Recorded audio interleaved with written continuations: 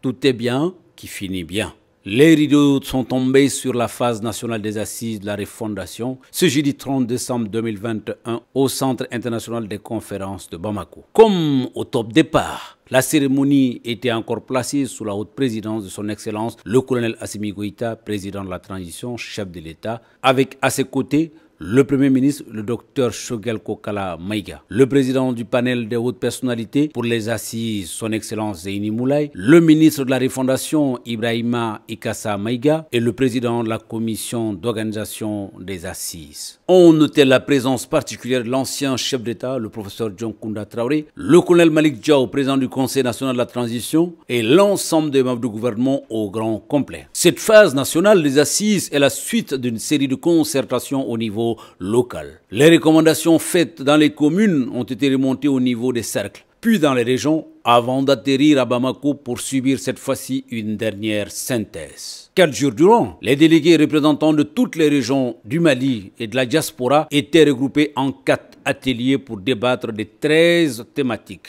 De la gouvernance à la sécurité en passant par la santé, l'éducation, tout y est passé. À l'entame de l'événement, le métronome Zeyni Moulay, président du panel des hautes personnalités pour les assises, a salué l'assistance pour les travaux accomplis au cours de ces assises.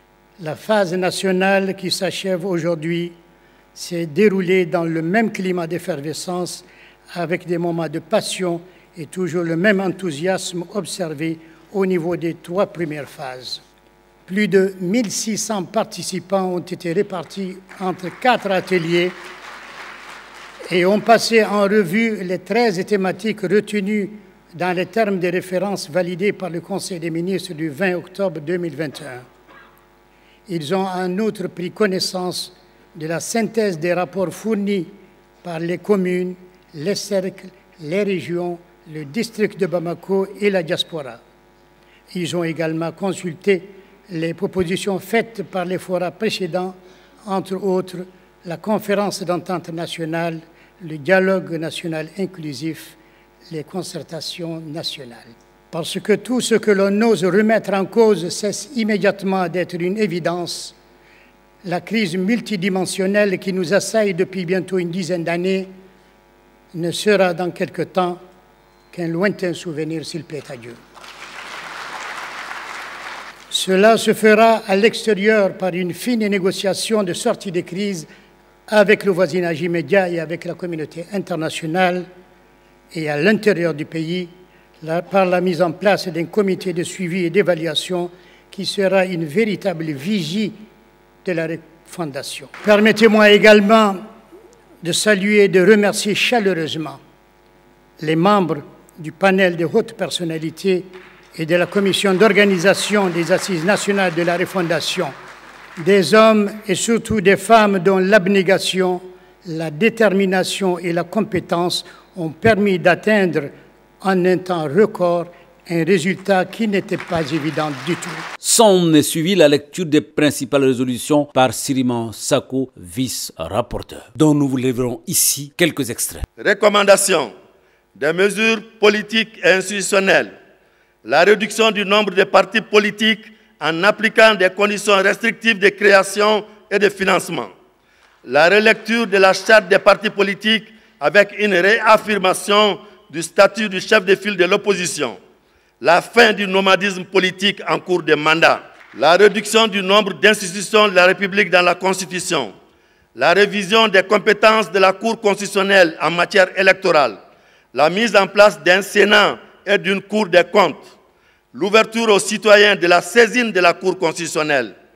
Recomposer le Conseil national de la transition conformément à la charte de la transition. Officialiser l'utilisation des langues nationales dans les forats officiels.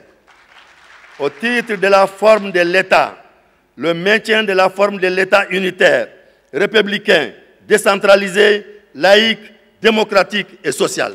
Au titre de la durée de la transition, les participants se sont prononcés sur la prorogation de la transition afin de pouvoir réaliser les réformes institutionnelles, structurantes et par conséquent permettre des élections crédibles, équitables et transparentes.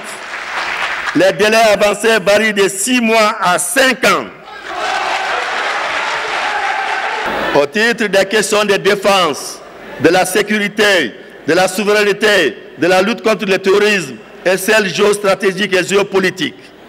Mettre en œuvre la loi d'orientation et de programmation militaire par la mise en place d'un système informatique pour assurer la maîtrise des effectifs et des moyens mis à disposition des forces de défense et de sécurité.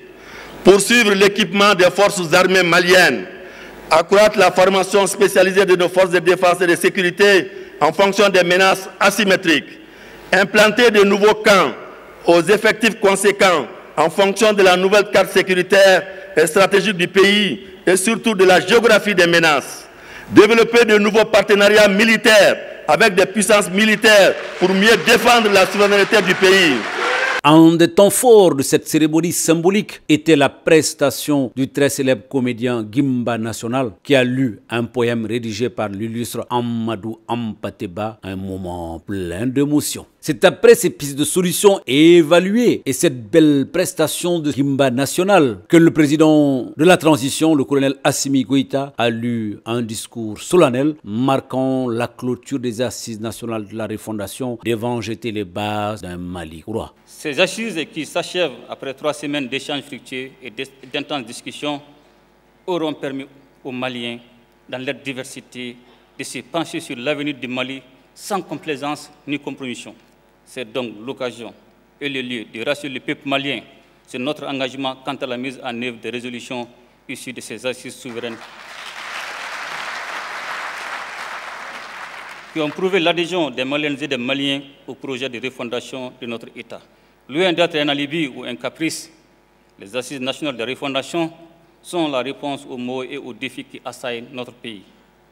En se prononçant massivement en faveur des différentes réformes à entreprendre et dont certaines se distinguent par leur urgence et leur impact immédiat sur la vie de la nation, le peuple malien démontre une fois de plus sa sagesse dans l'épreuve et sa capacité de mobilisation patriotique.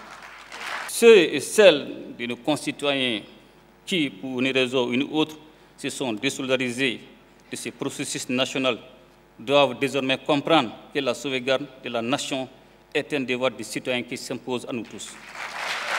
Maintenant que le diagnostic est posé par notre réflexion collective, les pistes de solutions identifiées, nous avons cependant l'obligation historique de nous donner la main, sans appartenance ethnique, religieuse, politique, afin de mettre en œuvre les changements voulus par le peuple pour son essor et pour la sauvegarde des générations futures.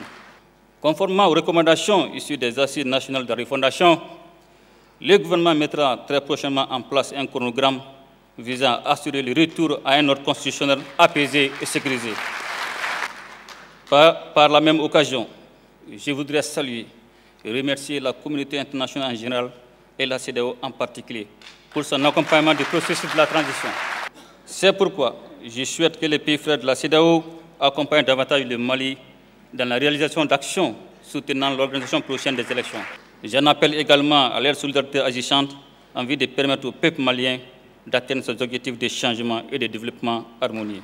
Selon le comité d'organisation, les assises nationales de la refondation ont pu se tenir dans 725 communes des 749. Il est à signaler que c'est plus de 70 000 personnes qui ont pris part à ces assises. Seulement 9 des 60 cercles, collectivités territoriales entre la commune et la région, n'y ont pas pu participer faute d'insécurité. Ces assises de la refondation viennent de prendre des résolutions qui ont la promesse d'être exécutoires. Espérons que des voies et moyens seront trouvés pour les exécuter afin qu'elles ne tombent pas dans l'escarcelle des grands forats précédents et que pour une fois, le Mali mettra en route un train qui, même s'il a eu des retardataires ou des absents, pourra en cours de route embarquer tout le monde vers un Mali courant où la plupart de ces problèmes seront pris en compte et résolus définitivement. À cet exercice, nous y avons tous intérêt.